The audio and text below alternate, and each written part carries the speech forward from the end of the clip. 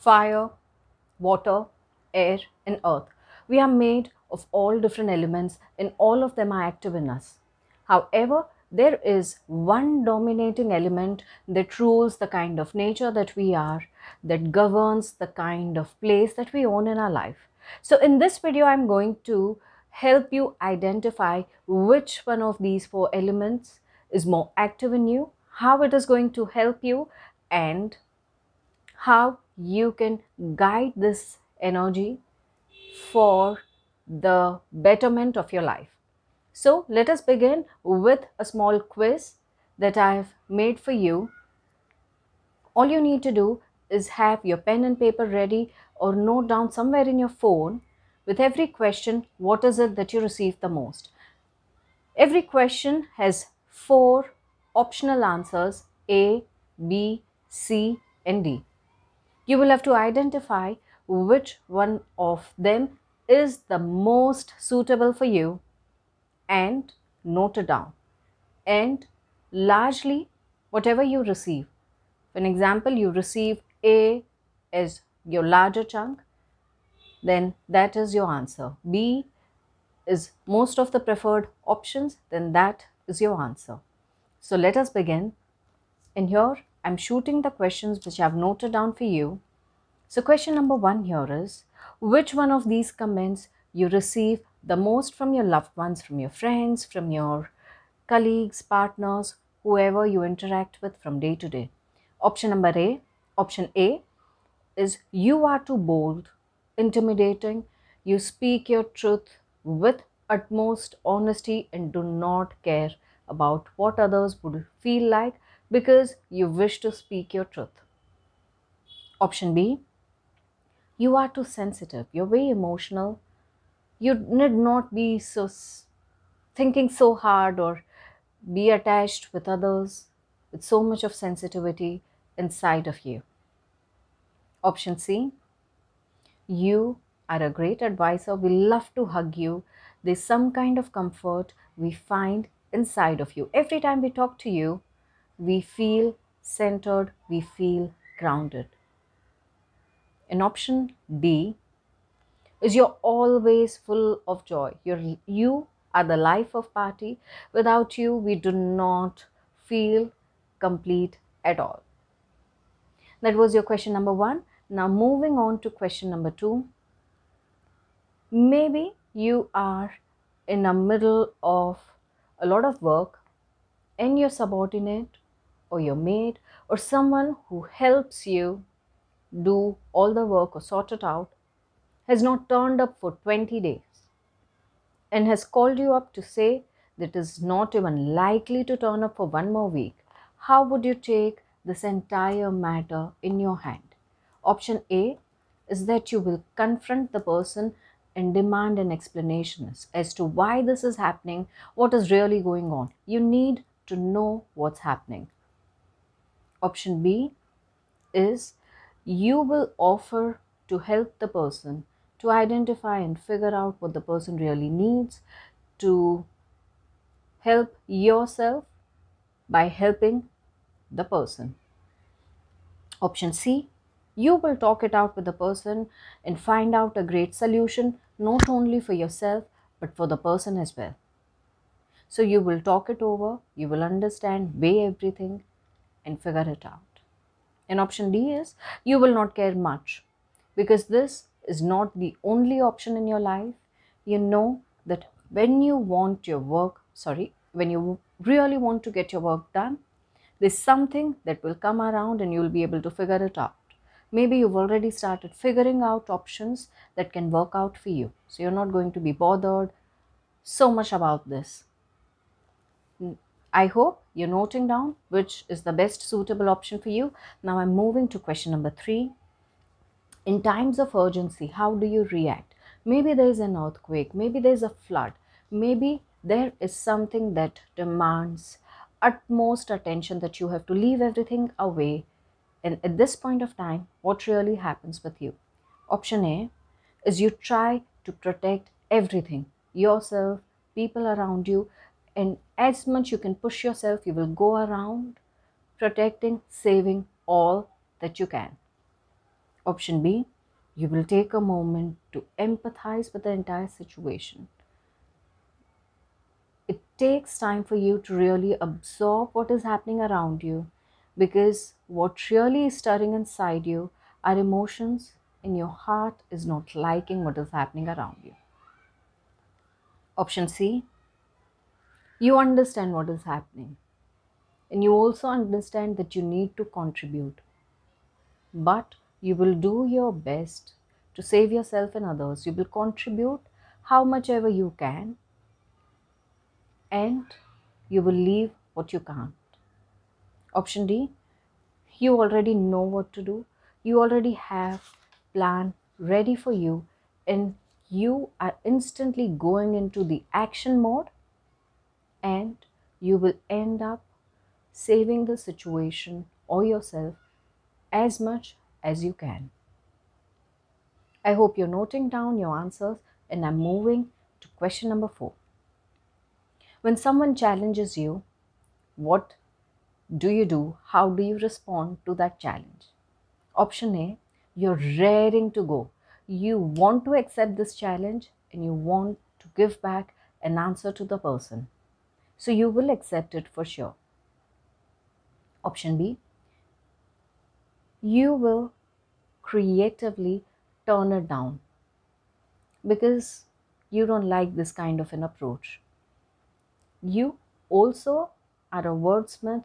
You know how to turn it down, and the person will not feel bad about it, and you will save yourself out of the situation this way.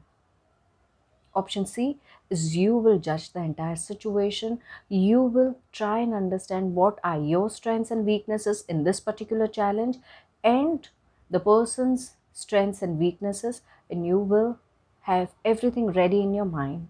If you think you can win, you will accept it. If you think you can't, you will simply turn it down with a flat no. In option D, you are already thinking of a strategic plan as to how you can win it. You are going to be hero of this, and you have already begun figuring it out.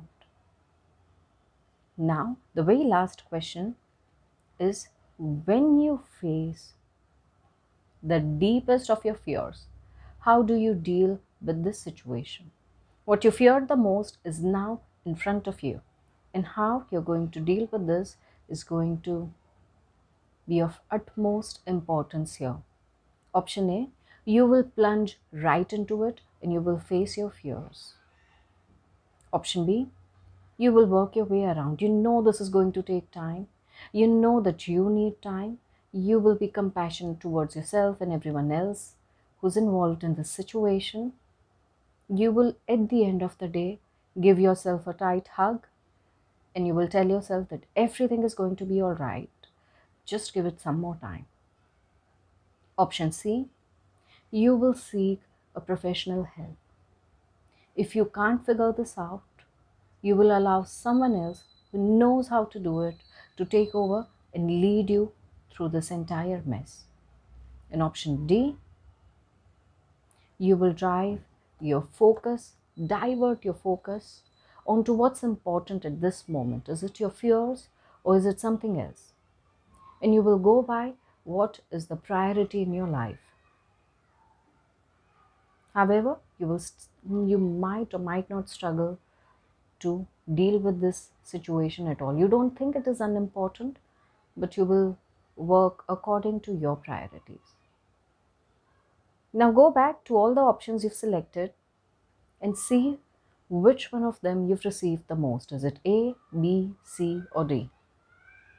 People who mostly received A as an answer, you are a fire element person. You can speak your truth very well. You are bold and you do not mind taking bold decisions. You do not mind taking risks in life. You are driven by your sheer will. No one else needs to motivate you. You are self-motivated. And this works out pretty well for you. You are someone who will not shy away from doing extra hard work or smart work. You are constantly motivated and you are that energy for yourself, your family, and your loved ones. People can always depend on you. This is the positive side. The negative side here is you might end up speaking things that could be hurting for others.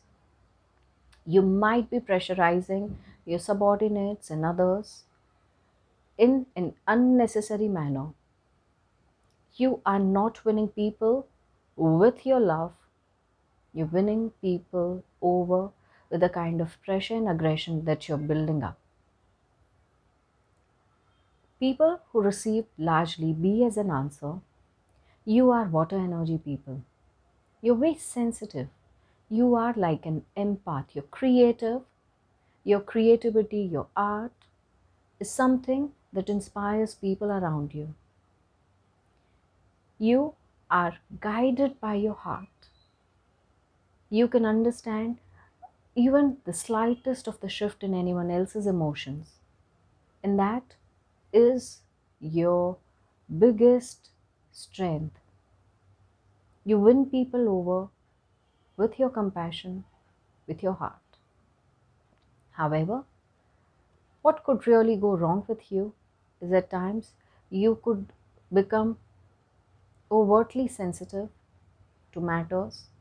This could sometimes make you feel that you're not wanted, make you feel that you're thinking too much, make you feel that you are not deserving while you are. And sometimes it may even end up making you feel inferior. People who largely chose C as an answer, you are earth energy people. You are wise. You are grounded. You are good advisors, and more or less you are in place because you will understand and think before you speak. However, there are times you will see and realize that you are not paying attention to yourself and taking on and on from other people. You have become like a sponge that absorbs everything from others, and when you really need someone, you feel that no one really understands you, and that might turn out to be a biggest drawback that you can think of, that you can imagine.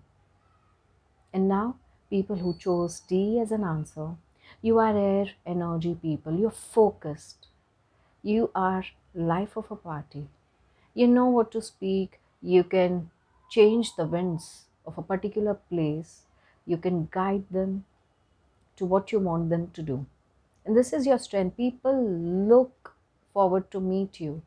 The kind of strength, the kind of speech and focus that you have, people really like it. But what could really go wrong is sometimes you can act very arrogant. Sometimes you speak from your point of view, and that might not be completely true for everyone else. And this could really go wrong with you. So, how do you go ahead and work out with these elements and add a little bit more to balance out all that you are? People who are largely fire energy people can work with energy healings that are more to do with water energy, that will make them more compassionate, that will make them understand others' emotions, that will calm them down. Goddesses like Yemaya, Kuan Yin, and Mahalakshmi can help you receive those energies where you come from the space of unconditional love for the benefit of yourself and others. There are many other healing modalities and many other ways you can connect with the water element. If you wanted to know more about it, you can get in touch with me. Now, here's a little bit for people who chose B. If you think you're becoming overtly sensitive, you need a little bit of earth element or fire element to go ahead and speak your truth, to take a stand for yourself, to ground those energies that you no longer need, and to speak up and express yourself that you've not been able to do. For this, goddesses like Athena, goddesses like Mahakali, and Amaterasu can come in picture and help you. There are other ways to go ahead and work with fire element as well. You can focus on a flame that you've lit in front of you and keep absorbing the warmth from it. The fire element, people, I'm sorry, I forgot telling about one thing, is that you can drink more water and balance it all out. Now, people who are earth element need a little bit of flow in life, a little bit of fire and a little bit of water, so that they can develop healthy boundaries. You can create walls and boundaries that are healthy for yourself and others, so that you understand that beyond which you will not move and help others, beyond which people can't come in. This is largely for your benefit and everyone else's. And you need to sometimes act as a receiver, not only a giver. So if you need to open up to receive, you need more water energies, you need more fire. So you can speak, you can express. You are anyway good with grounding, you don't need it anymore, but you need a little bit of uplifting that comes from fire and water together inside of you. People who chose D and are air element people largely need help of the water element and earth element to be grounded, to be aided with right kind of words that they can speak.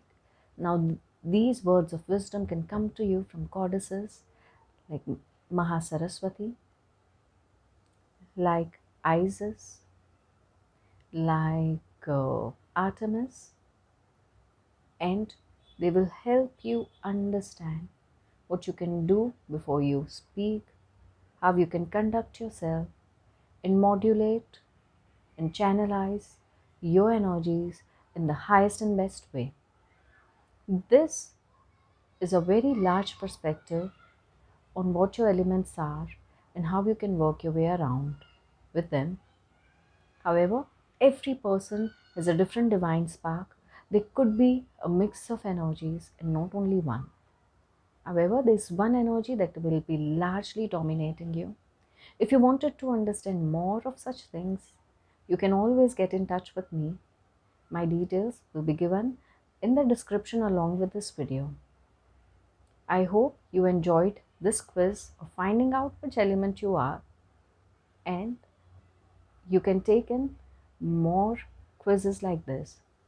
If you had any more questions, you can leave your comments and I will work around the best I can to figure out quizzes and interesting exercises for you that will help you develop and empower a certain front in your life. This is Siddhi from Yana's Healing Studio, and I thank you so very much for being with me here today, taking this quiz up and making some discoveries about yourself in your life. Thank you.